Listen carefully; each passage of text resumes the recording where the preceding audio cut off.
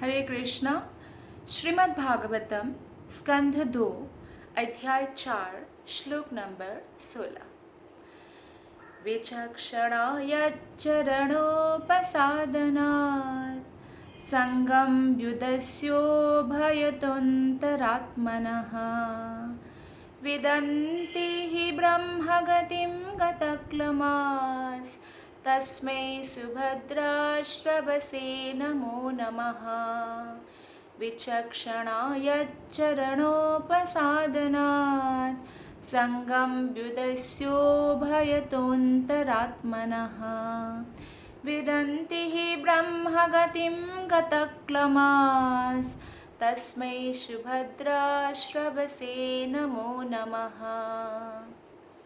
अनुवाद और तात्पर्य श्रील प्रभुपाद की द्वारा। श्रील प्रभुपाद की जय। अनुवाद। मैं सर्व मंगलमय भगवान श्री कृष्ण को बारंबार प्रणाम करता हूँ। उनके चरण कमलों की शरण ग्रहण करने मात्र से उच्च कोटि के बुद्धिमान जन वर्तमान तथा भावी जगत की सारी आसक्तियों से छुटकारा पा जाते हैं और बिना किसी कठिनाई के आध्यात्मिक जगत की ओर अग्रसर होते हैं। तो ये श्लोक बहुत महत्वपूर्ण है। इससे हमें पता चलता है कि जो भी भगवान कृष्ण के चरण कमल के शरणागत होते हैं तो वो उच्च कोटि के बुद्धिमान व्यक्ति है। केवल बुद्धिमान लोग ही भगवान की ओर जो है जा सकते हैं। बाकी लोग हमेशा भौतिक यश भौतिक संपत्ति में ही फंसे रहते हैं। उनका जीवन का गोल भी केवल इंद्रिय तृप्ति ही होता है या स्वयं का शरीर का जो है स्वार्थ पूर्ति ही होता है। वो अपने अपने जो खुद का कल्याण अर्थात आत्मा का जो कल्याण है या दूसरों का भी जो कल्याण है उसके बारे में नहीं सोच सकता है। तो इसलिए उच्च कोटि के बुद्धिमान के बारे में यहाँ बात हुई है। और सबसे इम्पॉर्टेंट है कि भगवान की भक्ति में आने के बाद वो धीरे धीरे जो है समस्त आसक्तियों से, जो भौतिक आसक्ति जो उसको कष्ट देते हैं, कोई भी आसक्ति अगर कष्ट देने वाला हो तो वो क्या है, एक्चुअली विष की तरह है हमारे जीवन में। तो इसलिए उस आसक्ति को त्याग देना ही बेस्ट है। तो भौतिक आसक्ति से हम मुक्त हो सकते हैं इस जीवन में भी, और भविष्य में भी जो आसक्तियाँ हमारे पास आने वाली है सबसे हम मुक्त हो सकते हैं। और भगवान की जो जगत है गोलक धाम, तो वहाँ हम तीव्र गति से अग्रसर हो सकते हैं। ये यहाँ बताया गया है। तात्पर्य में श्रील प्रभुपाद जी बताते हैं कि भगवान श्री कृष्ण ने अर्जुन को या उन सबों को जो उनके अनन्य भक्त बनना चाहते हैं बारंबार उपदेश दिया है। अगर भागवत गीता हम पढ़ते हैं तो 18वां अध्याय जो लास्ट चैप्टर है भगवत गीता का, उसका जो 64 और 66, 64, 65, 66 श्लोक है वो बहुत इम्पॉर्टेंट है। तो इन श्लोक में हम देखते हैं कि भगवान क्या कहते हैं। अंतिम उपदेश एक प्रकार से 18 अध्याय लास्ट चैप्टर है भगवत गीता का। अंतिम उपदेश क्या है यहाँ पे बताया गया है।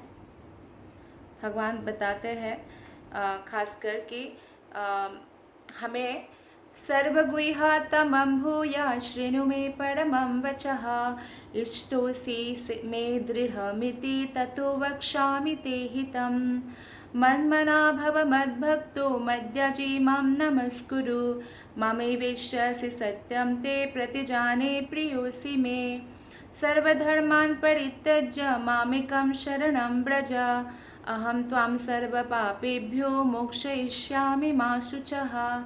हे प्रिय अर्जुन, तुम मुझे अत्यंत प्रिय हो, अतएव तुम्हारे ही कल्याण के लिए मैं अपने गुह्यतम उपदेश को प्रकट करूँगा। ये जो भगवत गीता है और ये जो श्रीमद् भागवतम है, ये जो हमारा वेद उपनिषद पुराण है, इसमें जो भी गुह्य बातें हैं वो कोई कितना ही संस्कृत में विदग्ध पंडित हो और ये सारे बुक्स उठा के वो संस्कृत में ही पढ़ डालें, लेकिन फिर भी वो रहस्य उनके हृदय में प्रकट तब तक नहीं हो सकता है जब तक वो कोई प्रामाणिक गुरु के शरणागत नहीं होते जो कृष्ण के प्रतिनिधि है, रियल प्रतिनिधि है। ऐसा नहीं कि कोई फेक गुरु।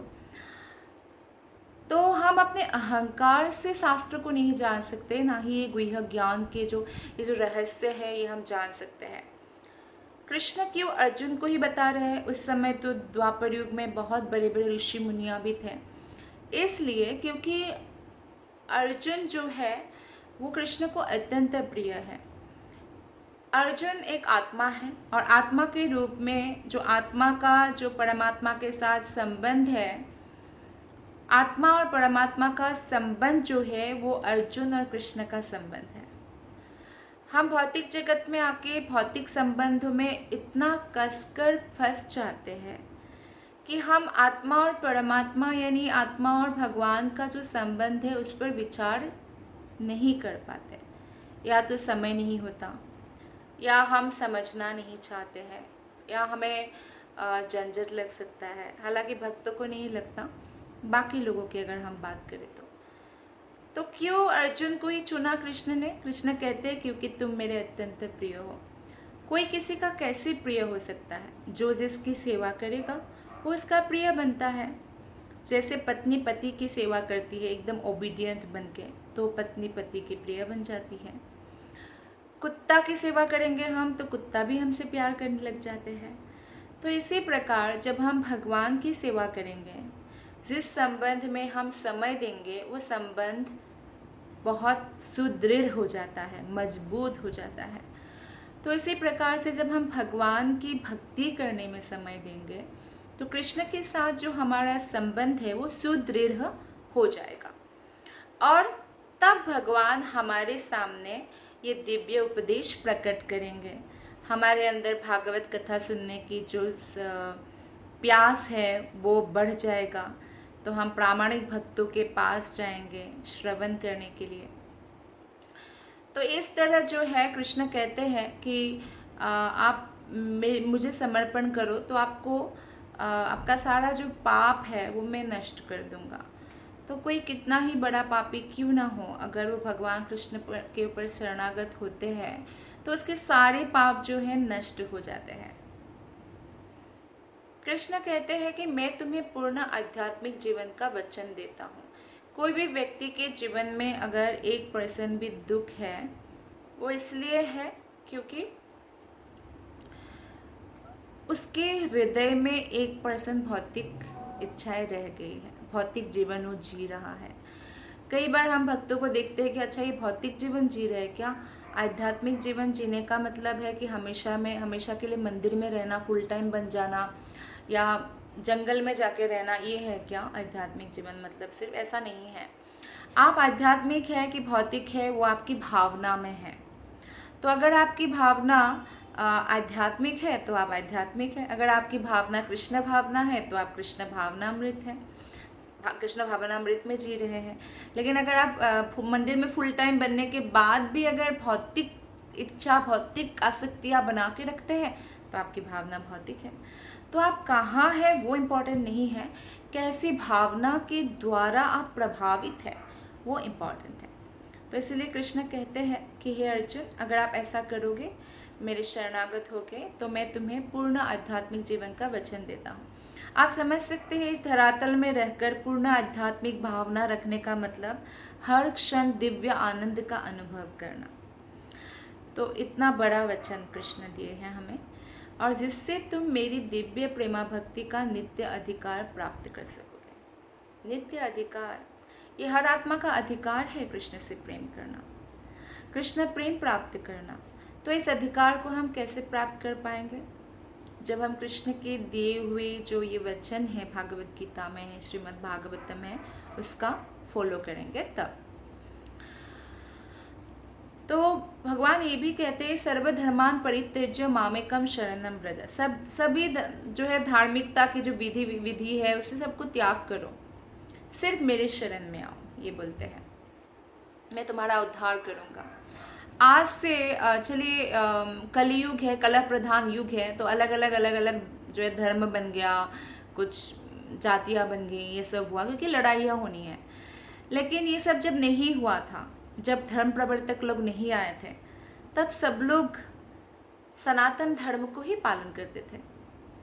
और ये सनातन धर्म का जो आदि अंत नहीं है, और इसलिए भागवत गीता सबके लिए है। ऐसा नहीं है कि भगवत गीता सिर्फ हिंदुओं के लिए है, सभी के लिए, मनुष्य मात्र के लिए है। तो इसलिए हमें कोई भी व्यक्ति मनुष्य जीवन में भागवतम और भागवत गीता का फॉलो करके जो है अपना कल्याण कर सकते हैं। कृष्ण और एक बात कहते हैं, तुम चिंता मत करो, तनिक भी चिंता मत करो। हमारे अंदर चिंता तब आता है जब हम भगवान के प्रति शरणागत नहीं होते हैं। तो अगर हमारे मन में चिंता आ रही है, इसका मतलब है कि अभी शरणागति में कुछ बाकी रह गया है। जो एकदम पूर्ण शरणागत है वो चिंता नहीं करते, क्योंकि उनकी सारी चिंता कृष्ण ले लेते हैं। जैसे इसमें एक कथा आती है कि जब भीष्म ने प्रतिज्ञा किया दुर्योधन के उकसाने पर, दुर्योधन हमेशा उकसाते हैं कि आप रोज़ 20,000 सेना वध कर रहे हो, अकेला भीष्म पितामह 20,000 सेना रोज पांडवों का मार रहे हैं, फिर भी आप अर्जुन को नहीं मारना चाहते हो। अर्जुन को आप मार सकते हो पर आप जानबूझ के नहीं मारना चाहते। तो इसे उकसाया बहुत, तो भीष्म ने प्रतिज्ञा किया। तो सब लोग जगे हुए हैं कौरव पांडव, क्योंकि भीष्म का प्रतिज्ञा बहुत भयंकर होता है। कृष्ण भी नहीं सो पा रहे और अर्जुन जो है चद्दर तान कर सो रहे हैं। तो कृष्ण अर्जुन को ढूंढ रहे थे कि कहाँ है, तो देखा कि हाँ वो सो रहे हैं। तो अर्जुन को कहा कि तुम्हें कोई चिंता नहीं है क्या, तुम क्या सो रहे हो, तुम्ही को तो मारने की बात हुई है। तो अर्जुन कहते हैं मैंने सारी चिंता आपको दे दी है, इसलिए आप जग रहे हो और मैं आराम से सो पा रहा हूँ। तो भक्त भी जब भगवान के प्रति पूर्ण शरणागत हो जाते हैं, यही उन अवस्था को प्राप्त करते हैं। जो लोग बुद्धिमान है वे भगवान के इस उपदेश पर ध्यान देते हैं, खासकर 18वें अध्याय में जो उपदेश दिया है भगवद गीता के। और जो भी आध्यात्मिक अनुभूति प्राप्त करते हैं उसको गुह्य ज्ञान कहते हैं।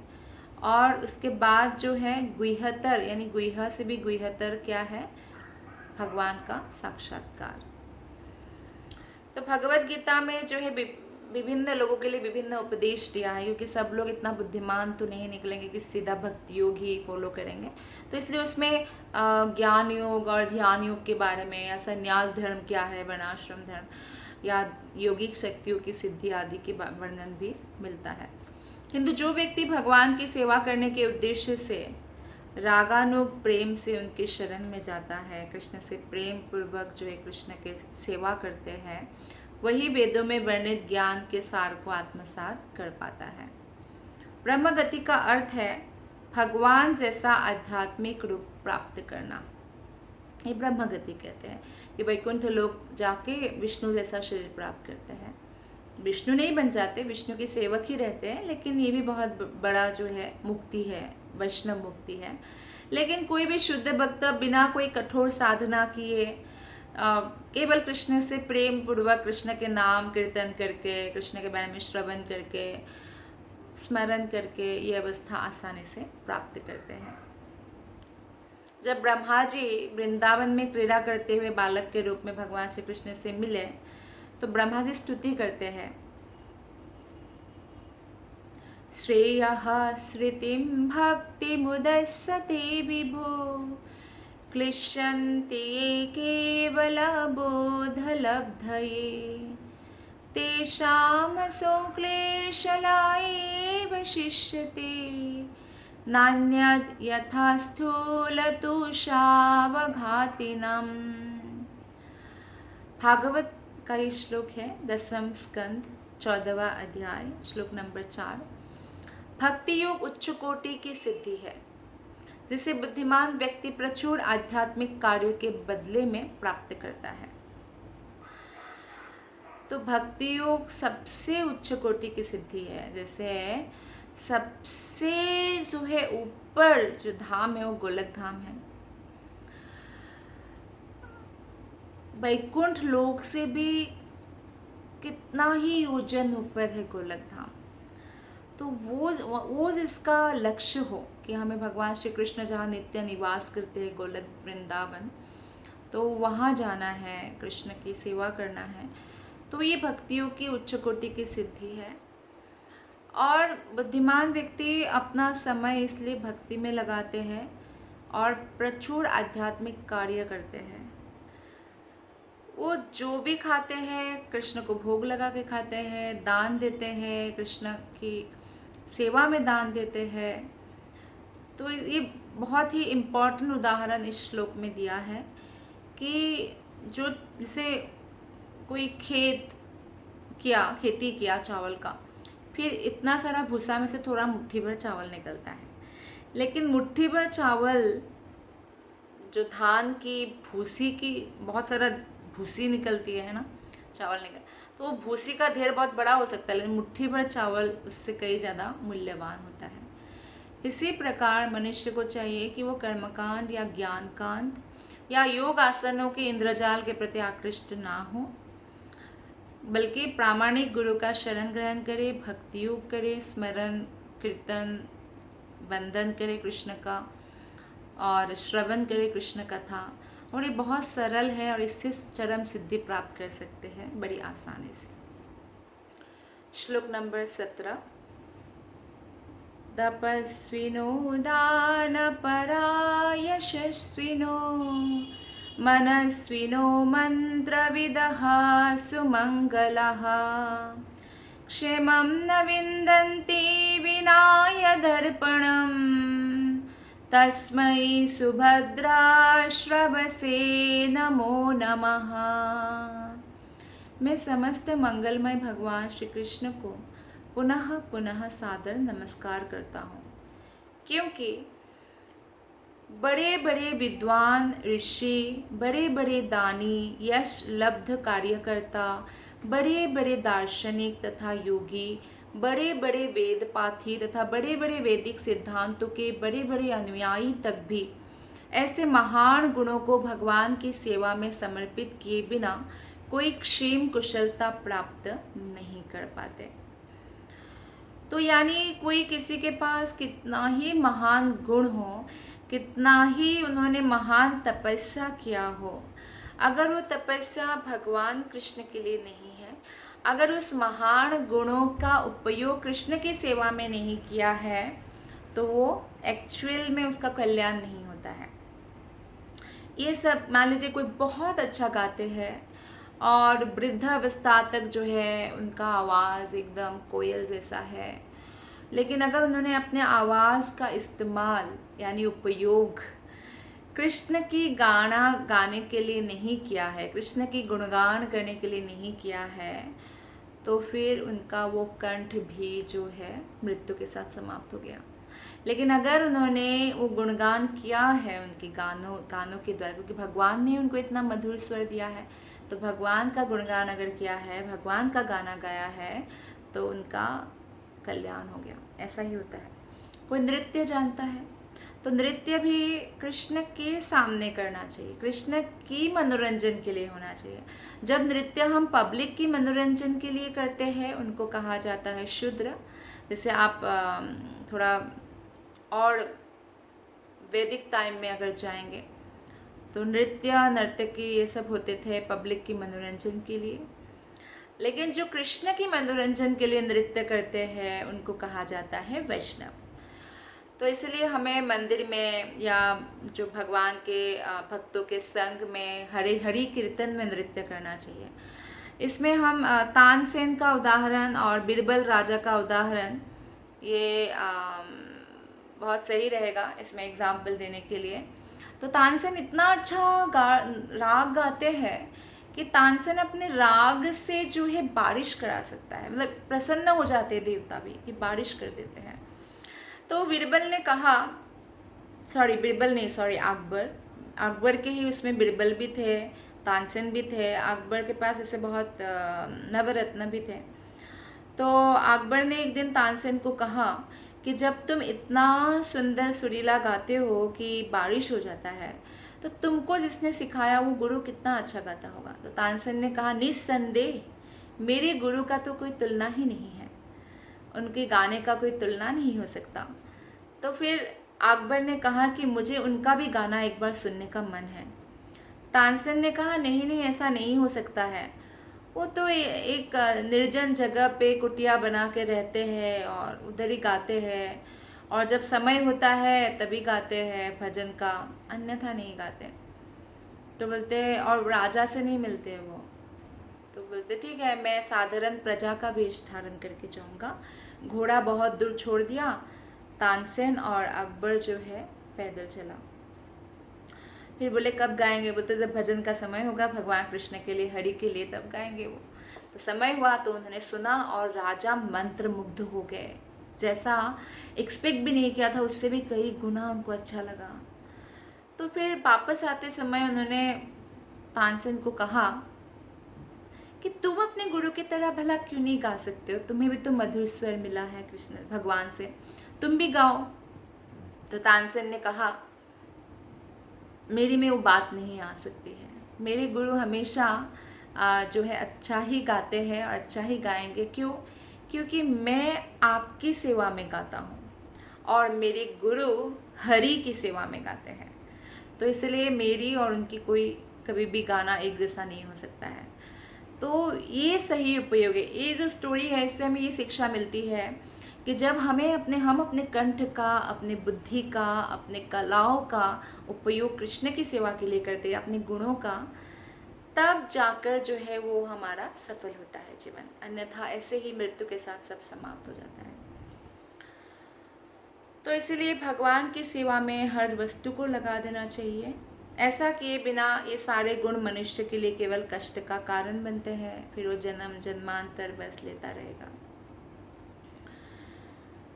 प्रत्येक वस्तु का उपयोग जो है हमें कृष्ण की सेवा में करना चाहिए। और भगवान भगवत गीता में कहते भी है यद करोसी यदश्नासी यद जुहोसी ददासी यद, जो करो जो खाओ दान दो तो भी सब कुछ कृष्ण के लिए करना चाहिए, तभी जो है हम आनंदित होते हैं हृदय से। तो यहाँ पे बताया गया है, प्रभुपाद जी तात्पर्य में बताते हैं कि स्वार्थ के दो प्रकार है, एक निजी स्वार्थ, एक विस्तारित स्वार्थ। निजी स्वार्थ मतलब क्या है, मेरे को ये चाहिए, मैं अपने लिए करूँगा, मुझे एंजॉय करना है, मेरे इंद्रिय तृप्ति करना है, ऐसा। और विस्तारित स्वार्थ मतलब मैंने अपना इंद्रिय तृप्ति तो त्याग दिया, लेकिन दूसरों का इंद्रिय तृप्ति करने में जो है पूरा मैंने सहयोग किया, ये विस्तारित स्वार्थ है। अर्थात जैसे मान लीजिए भगवान को इंक्लूड किए बिना कोई भी व्यक्ति अगर कोई समाज सेवा करते हैं जिसमें आत्मा के कल्याण की कोई बात नहीं होती है, सिर्फ शरीर का मनोरंजन की बात होती है, तो विस्तारित स्वार्थ कहा जाता है। मतलब उन्होंने अपना जीवन का स्वार्थ तो परित्याग किया, लेकिन दूसरों को इंद्रिय तृप्ति करने का रास्ता दिखाया। तो भले ही आप अपने लिए चोरी करें या अपने घर परिवार के लिए चोरी करें, चोरी तो चोरी ही होती है। तो चोरी को श्रील प्रभुपाद जी यहाँ उदाहरण देते हैं, बहुत सुंदर एनालॉजी है कि ये चोरी करना जो है ये अपराधमय है। ठीक उसी प्रकार से हम खुद की इंद्रिय तृप्ति करें या दूसरों की इंद्रिय तृप्ति करवाएं, ये दोनों ही अपराध है। जैसे कई लोग बोलते हैं नहीं हम तो नशा नहीं करते, लेकिन दूसरों को नशा करवाते हैं, तो ये क्या है, ये अपराधमय है। तो इसलिए हमें क्या करना चाहिए, अगर हमें शरीर मिला है, शरीर का उपयोग भी भगवान के लिए करना चाहिए। भगवान की अनुभूति प्राप्त करिए। अनुभूति है, जैसे आपको दर्द हो रहा है, सर दर्द हो रहा है, मान लीजिए हाथ दर्द हो रहा है, सामने वाले को कहाँ पता है? पता है क्या? नहीं पता चलता है, सिर्फ आपको पता चलता है और उनको तब पता चलेगा जब आपने बोला है। अब सामने वाले के ऊपर डिपेंड करेगा कि वो सच माने कि झूठ। जैसे बच्चा स्कूल जाने से पहले अगर हमेशा बोले मम्मी पेट में दर्द हो रहा है, मम्मी पेट में दर्द हो रहा है, स्कूल नहीं जाऊँगा, तो मम्मी ज़्यादातर मानती है झूठ ही है, क्योंकि रोज़ यही बहाना है इसका। लेकिन मान लीजिए कभी सच में भी दर्द हो तो पता नहीं चलेगा, क्योंकि वो रोज़ बोलता है ऐसा, है ना। तो ऐसे ही कोई भी अगर बोले कि नहीं मेरी मम्मी सर में दर्द है, पढ़ नहीं पाऊंगा, सो जाता हूँ, तो भी ऐसा हो सकता है। तो ऐसे ही आप अपना अनुभूति सामने वाले को बोल सकते हैं, लेकिन वो सच भी हो सकता है और कई लोग झूठ भी बोलते हैं। तो ये तो अनुभूति की बात है, अनुभूति कोई देख नहीं सकता है, राइट। तो भगवान की अनुभूति भी इस प्रकार कई लोग फायदा उठाते हैं, बड़े बड़े लंबी लंबी बातें करेंगे कि हमें ये दिखा वो दिखा, ये अनुभव हुआ, लेकिन भक्ति कुछ करते नहीं है, 24 घंटा कृष्ण कॉन्शियस रहते नहीं हैं और धर्म के नाम पर व्यापार करते हैं। तो ऐसे लोगों के पास जाने से आपकी भक्ति में प्रगति नहीं होगी। लेकिन कोई साधारण व्यक्ति है, लेकिन वो सारे रूल्स रेगुलेशंस भक्ति योग की विधि विधानों का पालन करते हैं और भगवान के नाम कीर्तन में पूरा 24 घंटा उन्होंने व्यस्त करके रखा है। भले वो जॉब करे, भले ही वो विवाह करे, भले ही उनके बच्चे भी हो, लेकिन उनकी जो भावना है वो पूरी तरह भगवान के निमित्त है। तो ऐसे व्यक्ति जो प्रामाणिक गुरु के आश्रय में है, उनसे श्रवण करने से हमें फायदा होगा। तो इसलिए अनुभूति के बारे में कोई ऐसे ही नहीं जान सकता जब तक वो उस प्रोसेस में नहीं आता है। उनको उस प्रोसेस में आना पड़ेगा, और प्रोसेस में आने के बाद ही वो अनुभव करेंगे, हाँ ये तो अनुभूति हुई है मुझे भी, यस भगवान है लाइक दैट। तो इसलिए इसको प्रैक्टिस करके देखना चाहिए। और संग सिद्धि हरितोषणम, हरितोषणम मतलब हरि की संतुष्टि के लिए सब कुछ करना चाहिए। यही इस श्लोक का तात्पर्य है। हम नेक्स्ट श्लोक करेंगे। श्लोक नंबर 18। किरात हुणांध्र पुलिंद पुलकशा अभिरसुम्भा यवनः खसादयः येन्ने च पापा यदपाश्रयाश्रयः शुद्धन्ति तस्मै प्रभविष्णवे नमः। अनुवाद। किरात, होण, आंध्र, पुलिंद, पुलकश, आभीर, शुंभ, यवन, खस आदि जातियों के सदस्य तथा अन्य लोग जो पाप कर्मों में लिप्त रहते हुए परम शक्तिशाली भगवान के भक्तों की शरण ग्रहण करके शुद्ध हो सकते हैं, मैं उन भगवान को सादर नमस्कार करता हूँ। तो इसमें कुछ ऐसे लोगों के बारे में वर्णन किया है जैसे कि किरात, होन, आंध्र, पुलिंद, पुलकश, आबिर। तो ये लोग पाप कर्म में लिप्त है। जैसे कि पाप कर्म क्या है? मांस खाना, नशा करना, जुआ खेलना, अवैध यौन संबंध करना। लेकिन अगर वो शक्तिशाली भगवान के शरण में जाते हैं तो वो शुद्ध हो सकते हैं, ऐसा सुखदेव गोस्वामी बताते हैं। तो किरात कौन है? यह प्राचीन भारतवर्ष का एक प्रांत था। इसका उल्लेख महाभारत में भीष्म पर्व में भी हुआ है। और ये किरात जो है भारत के आदिवासियों के रूप में विख्यात है। नेक्स्ट आता है होण। ये एक्चुअली ये जो श्लोक है इससे हमें ये भी पता चलता है कि हमारे भारत के राजा ही एकछत्री सम्राट हुआ करते थे पूरे विश्व के। ये जर्मन, जापान, ऑस्ट्रेलिया, चाहे कोई भी देश हो, वो सब भारत के अंतर्गत होता था।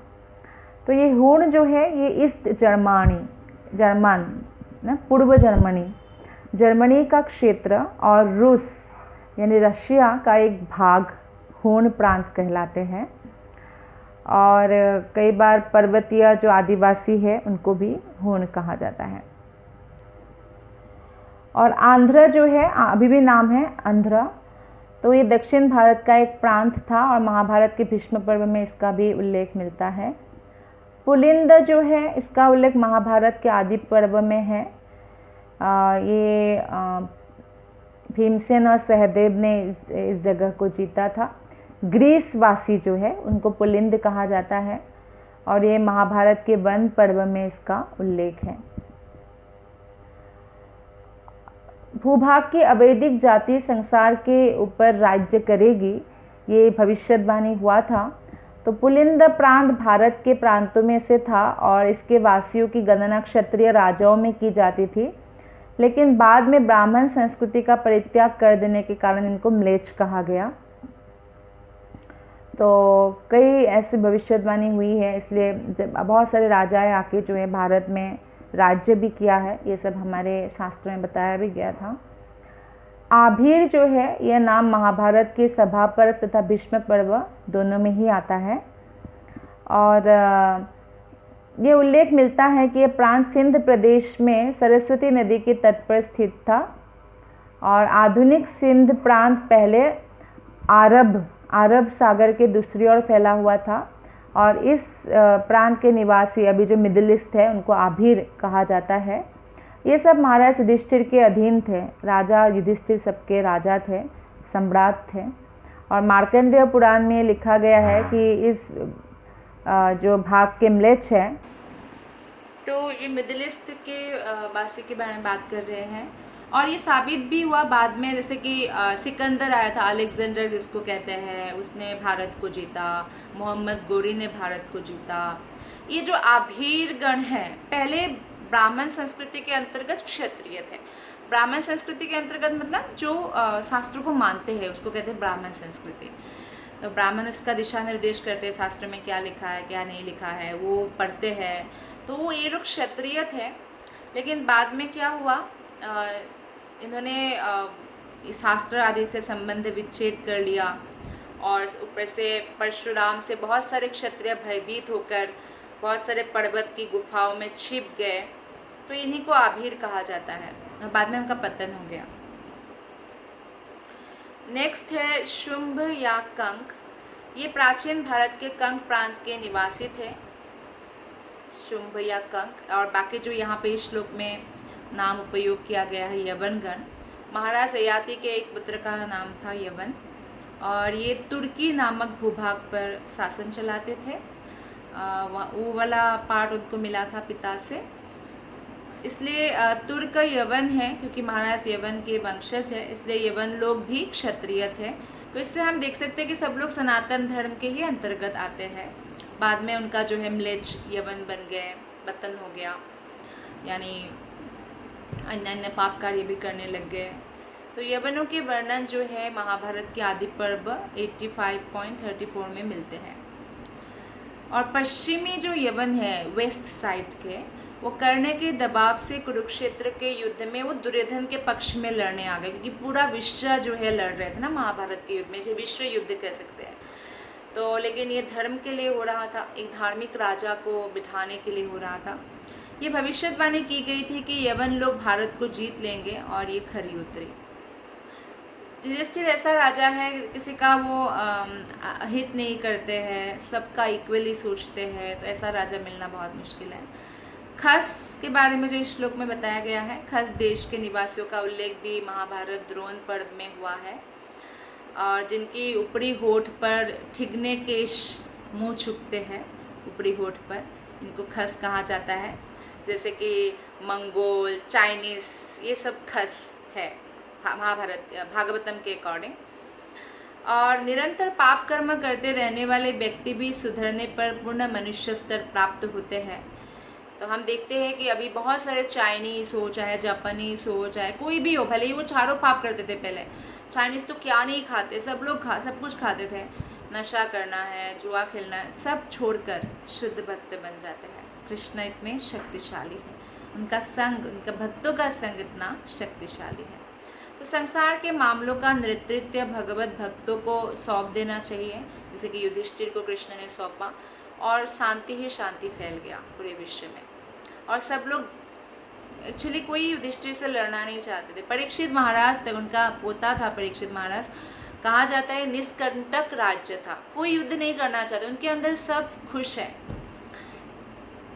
तभी जो है भगवत कृपा से सारे विश्व के मनुष्य के हृदय परिवर्तन हो सकेगा। इसलिए कलियुग ने क्या कहा था परीक्षित महाराज को कि आपने रहने के लिए मुझे 4 स्थान तो दिया है, मांस, नशा, वेश्यावृत्ति और अवैध मांस, नशा, जुआ, ये सब, ये 4 तो आपके राज्य में है ही नहीं, तो मैं कहाँ जाऊँगा। तो है ही नहीं एक्चुअली, ऐसे भगवत भक्त के राज्य में ऐसा व्यवस्था वो लाते हैं। तो भगवत भक्त सामान्य लोगों के धूल धूसरित मनों को शुद्ध करके ऐसा परिवर्तन ला सकने में जो है सक्षम होते हैं। इसलिए भगवत भक्तों को एक्चुअली पॉलिटिक्स में कोई इंटरेस्ट नहीं रहता है, लेकिन पॉलिटिक्स में इंटरेस्ट रहने वाले व्यक्ति में जो भगवत भक्त है उनको हमें चुनना चाहिए। कोई बहुत सज्जन है और ऐसा बिहेव करते हैं, उनको नहीं चुनना है, हमें भगवत भक्तों को ही चुनना है। क्यों ऐसा? क्योंकि जिनके हृदय में भक्ति है वो दूसरों के हृदय में भी भगवान के प्रति आस्था बढ़ाने का प्रयत्न करेंगे, जो आत्मा की कल्याण की बात है। बाकी शरीर की कितनी भी सेवा करें वो जरूरी नहीं है। तो जिस प्रकार सुखदेव गोस्वामी ने अपनी स्तुति या कीर्तनम शब्द से प्रारंभ की है, उसी तरह भगवान चैतन्य ने भी संस्तुति की कि केवल कृष्ण के पवित्र नाम के यशोगान से हृदय में महान परिवर्तन आएगा और हर एक व्यक्ति का हृदय बदल जाएगा, तो समाज में ऐसे ही शांति फैल जाएगी। विश्व शांति तभी संभव है, ये तो हर किसी के बीच में किसी न किसी बात को लेकर लड़ाइयाँ होती रहेगी। भक्ति संप्रदाय के अनुसार, जिसे सामान्यतया वैष्णव संप्रदाय कहा जाता है, इस साक्षात्कार के विषय में किसी की भी अग्रसर होने का कोई प्रतिबंध नहीं है। यानी भक्ति करने का अधिकार सबको है, भगवत गीता पढ़ने का अधिकार सबको है, श्रवण करने का अधिकार सबको है। वैष्णव इतना शक्ति संपन्न होता है, क्यों? क्योंकि वैष्णव विष्णु से हमेशा संबंधित रहते हैं, कि बड़े बड़े पापी भी जो है पूर्ण शुद्ध होकर वैष्णव पद पर स्थित हो सकते हैं। तो इसलिए कोई किसी भी प्रांत का हो, प्रभुपाद ने ये करके दिखाया। पूरे विश्व में प्रभुपाद जो है ट्रैवल किया, कृष्ण का नाम प्रचार किया और कितने लोग भक्त बन गए। लोग पहले बोलते थे कि बाहर ऐसे -30-40 डिग्री चलता है, वहाँ मांस खाए बिना बॉडी कैसे गर्म रहेगा, चाय पिए बिना, नशा किए बिना, है ना। ये प्रभुपाद ने गलत साबित कर दिया। उन देशों में भी जो है ठंडे से ठंडे देशों में भी आज कृष्ण भक्त है और सारे नियम का वो पालन करते हैं। तुलसी का वो लोग इतना ध्यान रखते हैं कि तुलसी को हीट देने के लिए वो लोग ऐसे लैंप और ऐसे एटमॉस्फेयर तैयार करते हैं कि तुलसी देवी की वो लोग सेवा करते हैं, बहुत सुंदर। तो ये जो है ये संभव है तभी जब हम भगवान के शरणागत होते हैं। एक वैष्णव दूसरे वैष्णव को जन्म अधिकार के आधार पर स्वीकार नहीं करता है और ना ही मंदिर में स्थित मूर्ति को कभी भी पत्थर मानना चाहिए। तो जो ऐसा करते हैं वो निश्चित रूप से नरक जाते हैं। तो इसलिए वैष्णव में जाति बुद्धि और या प्रामाणिक गुरु को साधारण मनुष्य समझना या मंदिर के विग्रह को पत्थर नहीं समझना चाहिए।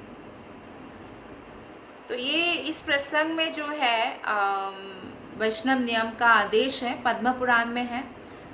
अर्चे विष्णुर शिलाधीर गुरुषु नरमतिर वैष्णवी जाति बुद्धि श्री विष्णुर नामनी शब्द सामान्य बुद्धि। मनुष्य को चाहिए कि वो मंदिर में पूजित भगवान के विग्रह को मूर्ति ना समझे, वैध गुरु को सामान्य पुरुष ना समझे और ना ही शुद्ध वैष्णव को किसी जाति से संबंधित माने। वो इस जाति का है, उस जाति का है, वैष्णव में जाति बुद्धि नहीं करना चाहिए।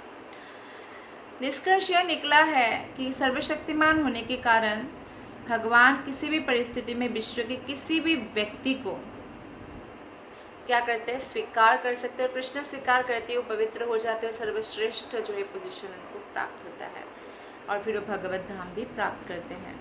तो भगवान चैतन्य ने वर्णाश्रम धर्म के अतिरिक्त अन्य जातियों के अनेक भक्तों को स्वीकार किया है। और जैसे कि हरिदास ठाकुर है, वो मुसलमान परिवार में जन्म हुआ था, लेकिन 3 लाख हरिनाम रोज जप करते थे, तो उनको नामाचार्य के पद से विभूषित किया गया। और एक बार ऐसे हुआ कि जब ऐसे पब्लिक भोजन हो रहा था, क्योंकि वो मुसलमान परिवार से था हरिदास ठाकुर, तो ब्राह्मण लोग उठ गए कि हम नहीं खाएंगे इनके साथ बैठ के। तो चैतन्य महाप्रभु आए, स्वयं भगवान आए, तो वो बैठे और बोले कि मैं खाऊंगा। तो सारे ब्राह्मण चुपचाप फिर बैठ गए। तो भगवान जो है ये सब नहीं देखते हैं और हमें भी ये शिक्षा प्रदान करते हैं कि कभी जो है किसी वैष्णव में जाति बुद्धि या इनका शरीर ऐसा है, ये दिखने में वैसा है, ये सब नहीं देखना है, हमेशा उनका सम्मान करना है। बहुत बहुत धन्यवाद। हरे कृष्णा।